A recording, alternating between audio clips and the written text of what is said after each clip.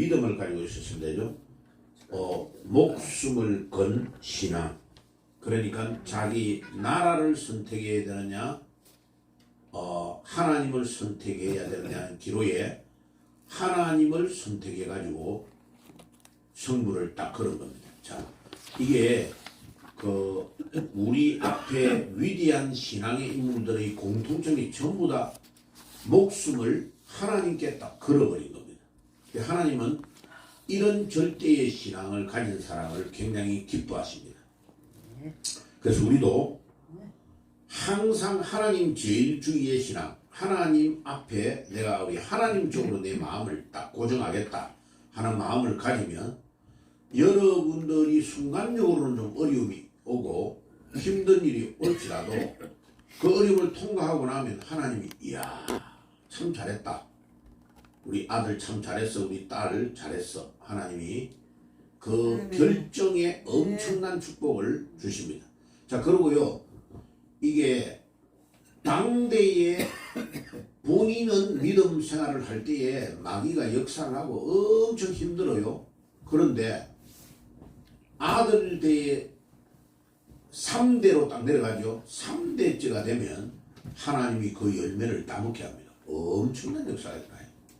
그래서 우리 아버님의 간증을 딱 들어보면 1919년생이에요. 아버님이 김이 독립운동 유관순 누나 할 때 태어나셨는데 27살 때 일제시대 때 예수님을 믿기 시작해가지고 아버님 고향이 경남 어령인데 거기서 어령읍까지가 40리라고 40리. 근데 교회가 어령읍에 밖에 교회가 없으니까 새벽에 그냥 달 뜬 그 위치를 보고 걸어서 내려가는 거죠. 그래가지고 40리를 걸어갔다가 새벽기도 하고 40리를 또 걸어서 올라오는 거죠. 하루에 80리를 걸은 거예요. 그런데 일본 순사들한테 잡혀가지고 왜 젊은 사람이 새벽에 이렇게 돌아다니냐 이래가지고요, 아버지가 막 저 경찰서 유치장에 잡히기도 하고, 그래가지고 이제 신변을 확보해 놓으면 또 어른들이 와서 데리고 가라 하면 뭐 집안에 어른들이 와가지고 젊은 놈이 뭐 때문에 예수를 믿냐 하고 또 구박하고 막 혼내고 엄청 핍박을 많이 받았어요. 그러다가 이제 우리 있는 동네에서 산을 딱 넘어가면 합천인데 거기에 우리 종산이 있단 말이에요. 조상 대대로 할아버지들이 무덤이 다 있는데 그 아버지가 이제 한학을 하고 일어나니까 예수 믿고 나서 아버지를 보고 저 제사 지낼 때 제문을 이게 읽고 이래야 되는데 한문을 많이 하는 사람이 있으니까 아버지 보고 해라는 거예요. 그 아버지가 예수님 믿고 나는 제사를 안 지내겠다 이러니까, 아니 우리 팔촌 아재 되는 사람이 아버지를 지게 지고 다닐 때 작대기 딱 세워놓는 거 있잖아요. 그거를 가지고 목을 때리고 이 목에 뼈가 부러질 정도로 어려움을 당한 거예요. 그랬는데 제가 이제 울산에서 목회하고 있을 때 아버지가 명절날 아들들 데리고 우리 추석 전에 종산에 이제 묘소를 벌초하려고 갈 때가 많잖아요. 그래 요번에는 아들 4명 다 같이 가자고 하더라고. 그래가지고 이제 각자 차를 몰고 서울 쪽에 있는 형은 서울 쪽에서, 울산에 있는 형이 울산에서 이렇게 다 모였는데 자기 차를 다 몰고 고향에 왔을 거 아니에요. 그러고 내리자마자 저 인사할 때가 있다고 가자고, 집안에 어른이니까 가자고 가니까 80이 넘은 어르신이 있어. 그리고 이제 인사하고 텐마루에 앉아서 이야기하는데 이분이 예수 믿는다고 나를 지게 작대기를 때려가지고 목을 부러뜨린 사람이라는 거예요. 근데 이제 우리 아들들이 예수님 믿고 잘된 거를 보여주니까 그 할아버지가 뭐라고 하냐면 내가 자네 예수 믿는 거 핍박을 많이 해가지고 참 미안하게 됐다 하면서 사과를 하더라고, 사과를. 그러니까 자식들이 잘 될 때에 사과하라고 말 안 해도 옛날에 잘못된 것을 사과를 딱 한다니까. 그리고 예수님을 믿어서 잘 되는 자녀들이 잘 되는 증거가 일어나는데 내가 우리 아들들한테 한 번씩 그래요. 집에서 밥 먹고 쉬다가 이제 아들들하고 막 장난치고 놀다가 야 나는 너네들이 너무 부럽다. 아빠가 아들 둘을 보면 너무 부럽다라고 내가 말해요. 그래 왜요? 이래. 아니 할아버지가 만주 일본 이런 데 안 다니고 나를 미국으로 데려갔으면 내가 너네들보다 더 열심히 공부했으니까 지금보다 훨씬 나은 입장에서 너를 더 잘 도와줬을 건데 고생고생 해가지고 그래도 미국에서 너네들 잘 자랐으니까 너무 감사하기는 한데 근데 지금 딱 보잖아요. 지금 보면 할아버지 아버지가 믿음 생활을 잘한 그 믿음의 그 열매가 3대인 우리 아들대에 열매를 다 따먹는 게 일어나 놀라운 일이 일어나죠. 그죠? 그래서 내가 엊그제도 이제 뉴욕에 있는 큰아들 전화 와서 아빠는 네 결혼식 할 때에 한국에서 결혼식을 먼저 할 거다. 내가 딱 못을 박았어요. 결혼식을 한국에서 먼저 딱 하고 하나님이 우리 가문을 어떻게 역사하시는가를 보여줘야 된다. 결혼식 때. 그리고 네가 뉴욕에 있는 맨하탄에 있는 제일 큰 교회 다니니까 그 교회에서도 미국에서 결혼식을 할 거다. 2번을 할 거다. 내가 그랬어요. 그래 자기 교회도 그렇게 많이 한다는 거예요. 한국의 본가의 어른들이 한국에 다 있을 때는 한국에서 결혼식을 성대하게 하고 미국에서는 간소하지만은 친구들 중심으로 결혼식을 한 번도 하고 그래 이거 나는 우리 아들이 반대하면 어떨까 이렇게 생각하는데 아빠 생각이 엄청 좋대. 오케이 그렇게 하죠. 그래, 미국에는 내가 가면 되니까 그죠. 나머지는 전부 자기 친구들이니까 선후배 관계로 연결되어 있는 교회 식구들이니까. 근데 여기는 집안의 어른들과 다 있단 말이에요. 그죠? 그거를 내가 기도하는 중에 아들의 결혼식을 통해서 하나님 앞에 복음을 전하는 기회로 삼아야 되겠다고 기도하는 중에 새벽 기도 때 하나님 그 생각을 딱 주더라. 그래 내가 아들 니 그거 알고 있어야 되고 준비를 그렇게 해야 된다 라고 말한 거예요. 저 왜 이야기를 하느냐. 라합 한 명이 믿음 생활을 한 이방 여자 기생이 믿어가지고 예수님을 믿었는데 얼마나 역사한지를 지금 잠깐 보고 이 너무 아까운 설교이기 때문에 요거를 놓치면 안 되기 때문에 오늘 요거를 마무리하고 끝낼 거예요. 자 보세요. 그래가지고 이 기생 라합이 하나님과 자기 동족과 나라와 바꿔버린 거예요. 하나님으로 결정을 딱 해버린 거예요. 그러고 자기 목숨을 하나님께 걸어버린 거예요. 만약 발각되면 이 사람은 죽은 목숨이에요. 그죠? 그런데 라합은 하나님께 자기 목숨도 자기 삶을 다 걸어버린 거예요. 그러니까 어떤 기적의 역사가 일어나느냐 보세요. 이제 이 라합 때문에 놀라운 일이 일어나고 그 두 정탐꾼 아까 보여줬죠. 두 정탐꾼이 살아났잖아. 그죠? 이 숨었던 이 두 정탐꾼들이 여호수아에게 돌아가가지고 일어난 일을 다 보고했을 거 아니에요. 그럼 봐요.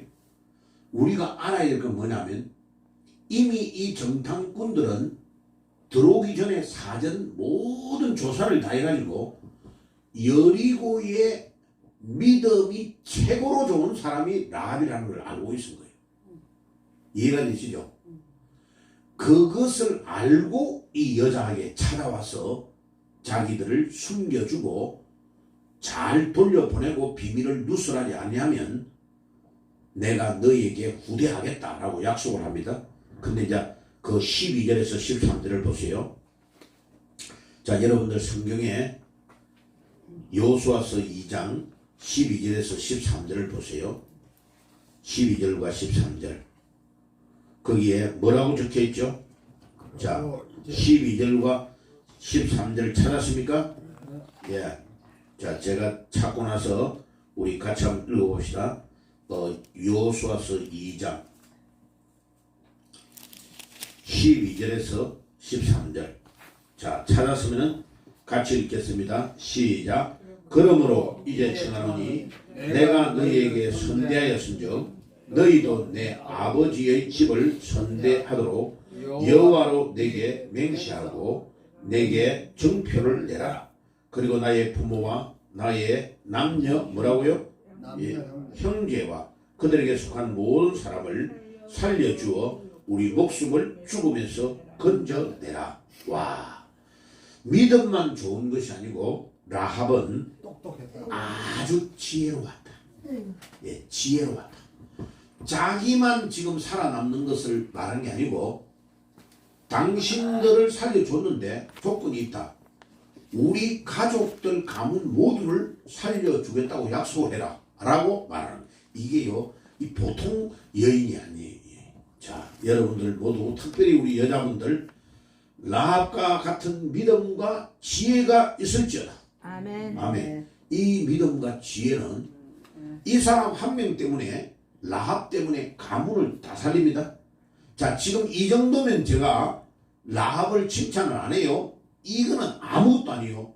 이 여인이 이방 아모리 족속의 여인이 예수님의 족보에 들어오는 할머니가 됩니다. 놀라운 일이 일어납니다. 우리나라는 이스라엘과 같이 동양에는 족보에 여자의 이름이 안 들어갑니다. 원래 예, 딸이 안 들어갑니다. 예, 딸은 출과 외인 이렇게 결혼해가지고 남자의 집으로 호적이 옮겨 가버리기 때문에 안 올려요. 그런데 이스라엘의 왕의 가문은 더합니다. 더해. 절대로 여자 이름이 안 들어가요. 그런데 이스라엘의 왕족의 가문에 할머니 이름이 5명이 딱 들어가요. 5명. 여자의 이름이 5명이 들어가는데 거기에 한 명이 라합이에요. 좀 이따가 내가 보여드릴게요. 자, 그런데 방금 읽었던 12절과 13절의 이 말이 엄청 중요한 거예요. 그냥 단순하게 살아나는 게 아니고 우리 가족들 다 살려주겠다고 약속을 해라는 거예요. 그리고 자기들이 지금 답답하니까 약속을 해줄 수밖에 없잖아요. 딱 약속을 받아낸 거예요. 이게 라합이 믿음만 좋은 것이 아니고 지혜로웠다. 여러분, 현숙한 여인, 지혜로운 여인은 10아들보다도 귀하다. 저 어디에 나옵니까? 저기, 예? 룻기서에 나옵니다. 룻기서에요. 룻기서에. 룻이 또 그런 사람이에요. 룻이 모압 족속의 여인인데 피부가 까만 모압의 족속인데 하나님이 그를 뽑아내신 거예요. 자, 그래서 그 유인물에 이 라합은 지혜로운 여인이었고, 내가 당신을 선대하였은즉 당신도 내 아버지의 집을 선대하라. 야훼로 내게 맹세하고 내게 한 가지의 진실을 너희 표를 달라. 그래야 자신의 가족 모두가 살 수 있다는 것을 이 여인은 아는 거예요. 그러니까 14절에서 21절에 보면 세 가지의 조건을 이야기합니다. 14절 한번 읽어볼까요? 14절입니다. 정탐꾼들이 말합니다. 시작. 그 사람이 그들에게 이르되 내가 우리의 일을 누스라지 아니하면 우리의 목숨으로 너희를 대신할 것이요 여호와께서 우리에게 이 땅을 주실 때에 인자하고 진실하게 내게 대우하리라.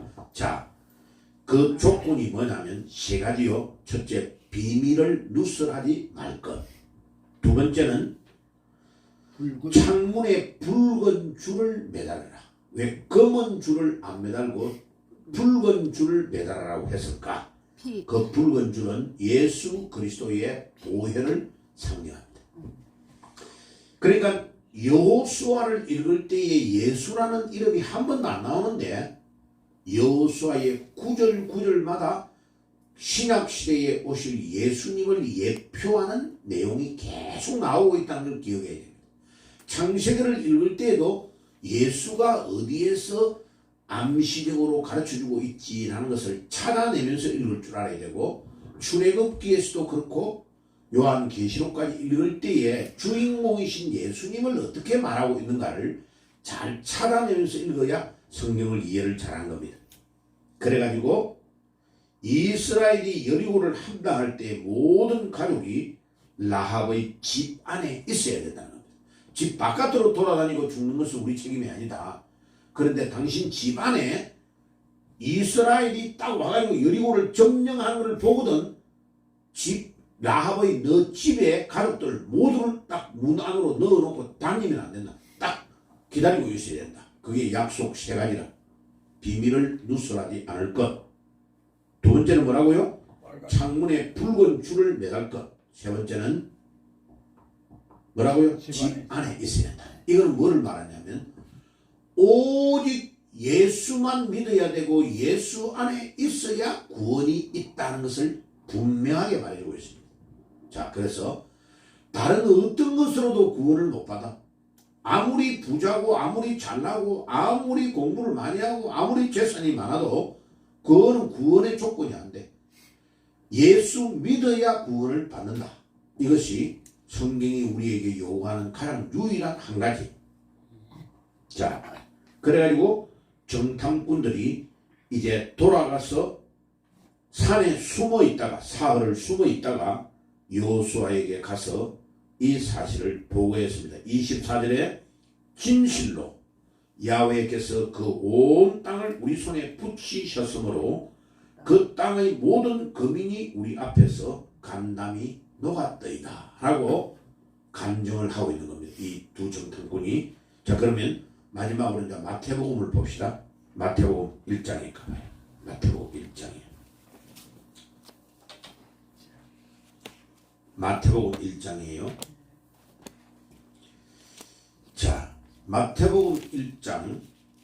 그러면 여호수아 때의 연도를 말하면 BC 1540년경의 사람이에요. 여호수아는.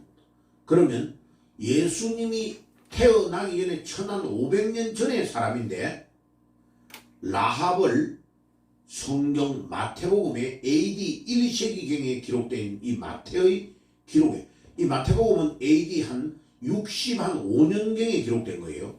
그럼 봐요. 2000년이 차이가 나는데 거의 그 1600년 그렇게 차이 나는 기간이 흘렀는데도 라합을 빠뜨리지 않고 예수님의 족보, 예수님의 족보는 이스라엘의 유다의 다윗 왕의 족보입니다. 거기에 할머니 이름이 딱 나타나요. 자, 얼마나 재밌는지 한번 보세요. 마태복음 1장에 봐요. 마태복음 1장에 거기에 3절을 먼저 보고 3절에서 5절까지 한번 읽어봅시다. 시작. 유다는 다말에게서 베레스와 세라를 낳고 베레스는 헤스론을 낳고 헤스론은 람을 낳고 람은 아미나답을 낳고 아미나답은 나손을 낳고 나손은 살몬을 낳고 살몬은 라합에게서 보아스를 낳고 보아스는 룻에게서 오벳을 낳고 오벳은 이세를 낳고 거기에 라합이라는 여자가 나오죠. 이 라합이 바로 지금 여리고에 이 라합이에요. 그런데 이 라합이 여호수아 2장에 나온 이 라합이 아기를 낳았는데 그 아기의 이름이 보아스라. 보아스가 보아스를 낳고 보아스는 룻기스의 주인공 룻이야. 이 여자는 깜둥이야. 모압의 족속이야. 그런데 이 모압의 족속이 누구라고요? 롯이라는 아브라함의 조카 창세기에 나오죠.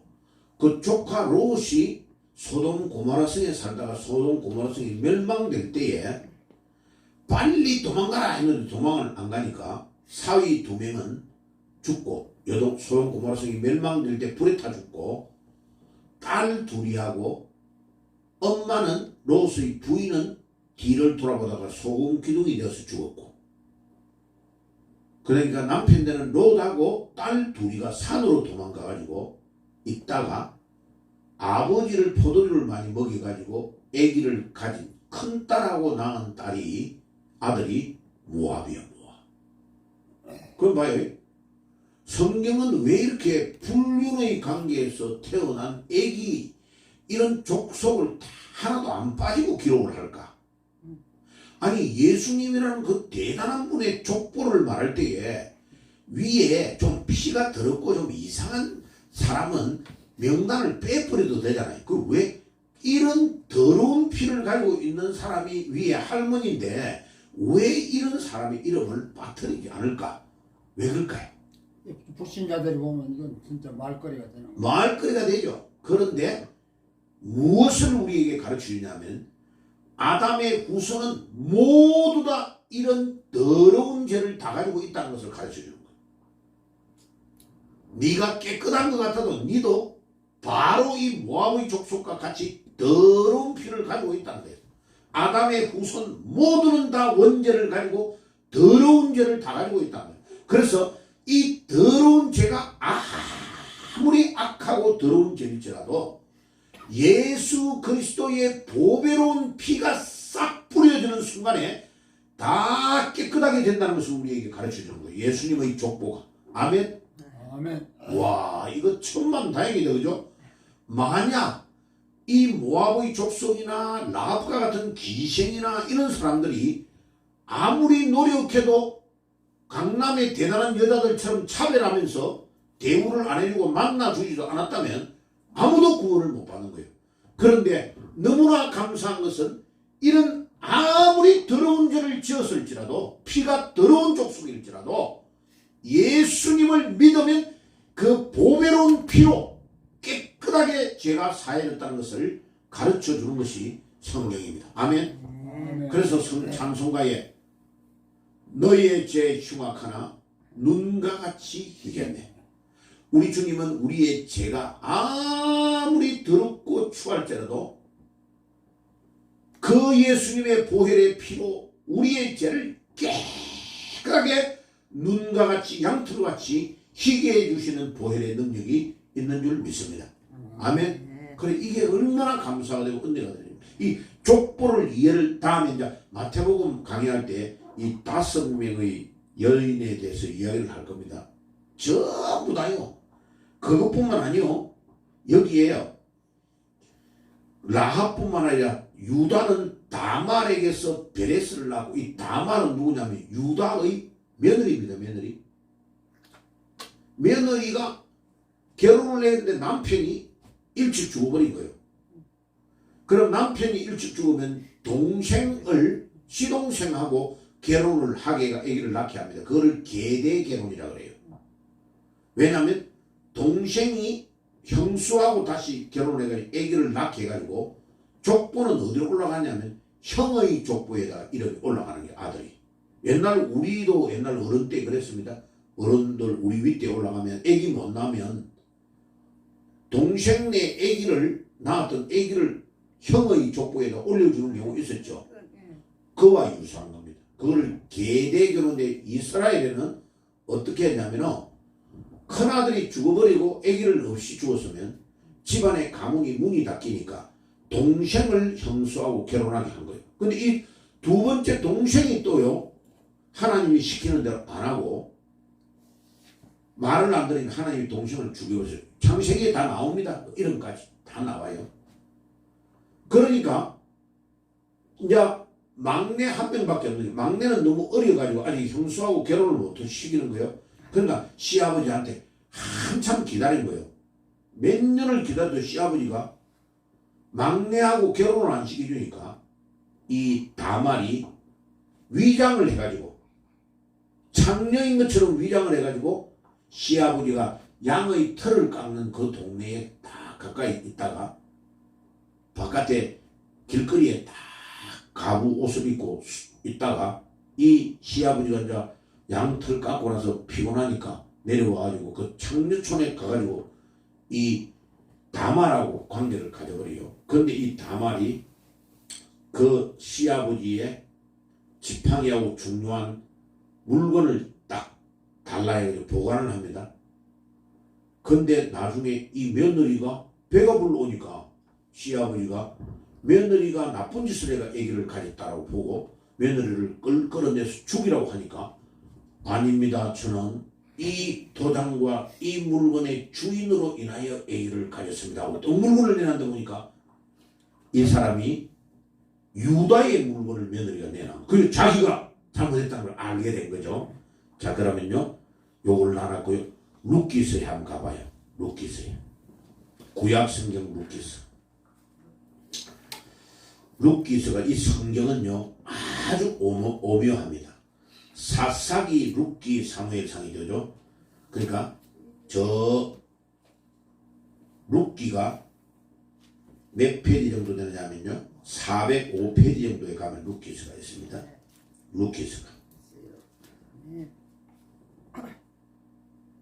룻기서가 있어요. 자, 그래가지고 룻기서에 나오는 성경에 몇 장? 예, 저기 뒤로 가봐요. 4장에 가봐요. 4장까지. 네, 4장에 있죠. 4장 12절을 한번 읽어볼게요. 4장 12절 시작. 여호와께서 이 젊은 여자로 말미암아 내게 상속자를 주사 내 집이 다말이 유다에게서 낳아준 베레스의 집과 같게 하기를 원하노라. 이스라엘 사람들이 여자를 축복할 때에 결혼해가지고 그 여자를 축복할 때에 뭐라고 하냐면은 유다가 다말에게서 베레스를 낳은 것 같게 되게 하기를 원한다. 축복의 대명사로 쓰는 거예요. 이해가 안 가는 말이 봐요. 아니 시아버지 유다하고 며느리 다말하고의 관계에서 아기를 낳았는데 그게 뭐가 대단하다고 보느냐? 아니라니까. 하나님은 지금 뭐를 보고 있냐면요. 다말이 유다의 가문에 시집을 가가지고 아기를 낳아야 되는데 다말은 문제가 전혀 없어. 남편, 시동생 이 사람들이 말을 안 듣고 하나님의 뜻대로 안 살다가 남자를 하나님이 다 쳐서 죽인 거예요. 근데 다말은 하나도 부정한 게 없어. 깨끗해요. 근데 이 다말은 뭐를 깨달았냐면은 시아버지가 하나님의 뜻대로 지금 이 유다의 가문에 아기를 낳아야 다윗왕이 태어나고 다윗왕이 태어나서 후손으로 예수 메시아가 태어나야 구원의 길이 열리는데 왜 시아버지가 지금 자기가 당연히 해줘야 될 일을 안 해주지? 그래서 할 수 없이 결단을 어디에 내리냐면은 과부가 부정해가지고 아기를 낳으면 돌에 맞아 죽는다는 법이 있는데 그 법을 무릅쓰고 시아버지가 자기의 해야 될 일을 안 함으로 인해서 옷을 변장해가지고 아기를 가진 거예요.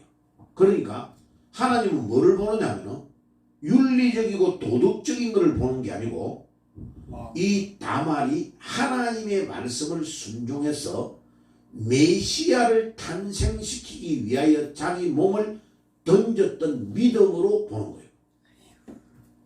그러니까 성경은 여러분들 일반 윤리적인 도덕적인 차원에서 보면 이해가 안 가는 게 굉장히 많아요. 이해가 안 가는 게 굉장히 많아요.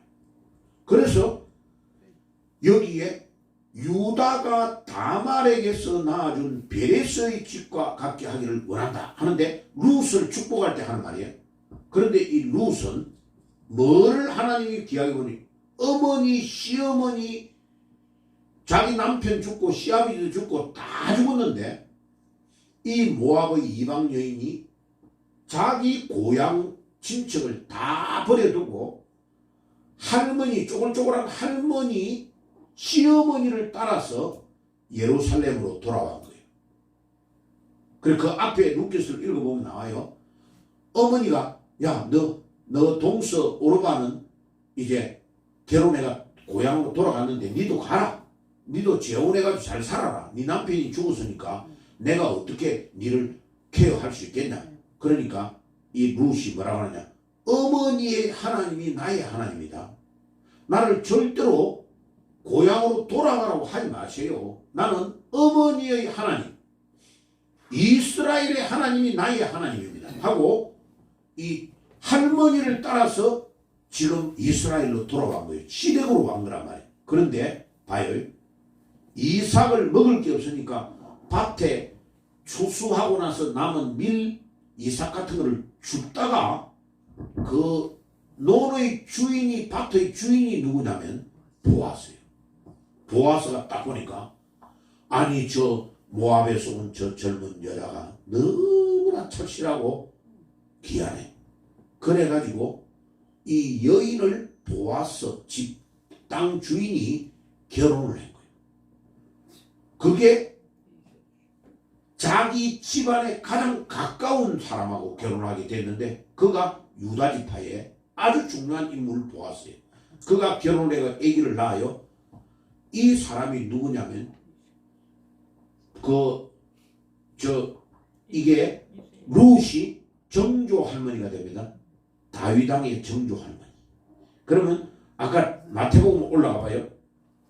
마태복음에 아까 내가 이야기를 잘못한 게 있는데 거기에 룻기서 4장 15절에 이는 내 평생의 회복자이며 내 노년의 복량자 곧 너를 사랑해 7 아들보다 귀한 내 며느리 10 아들이 아니고 7 아들.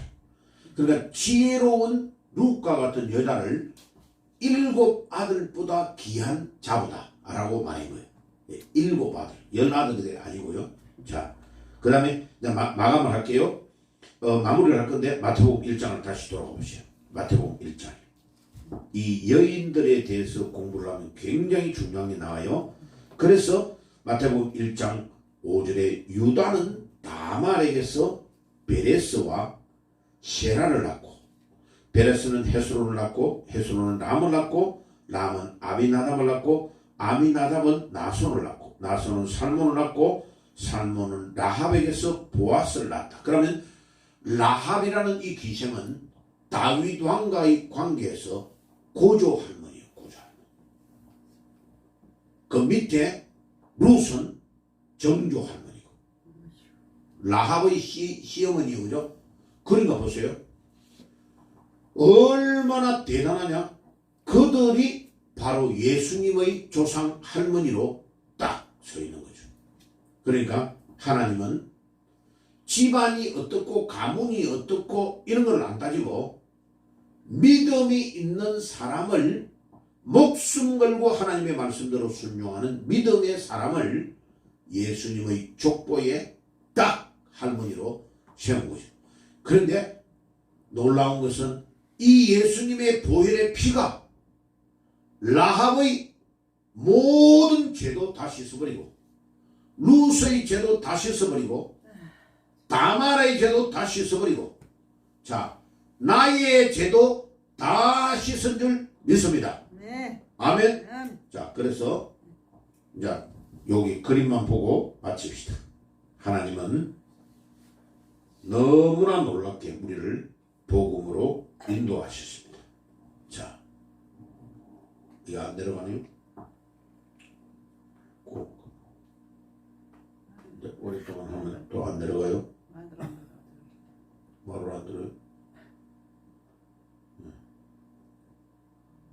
조금 이상하네요.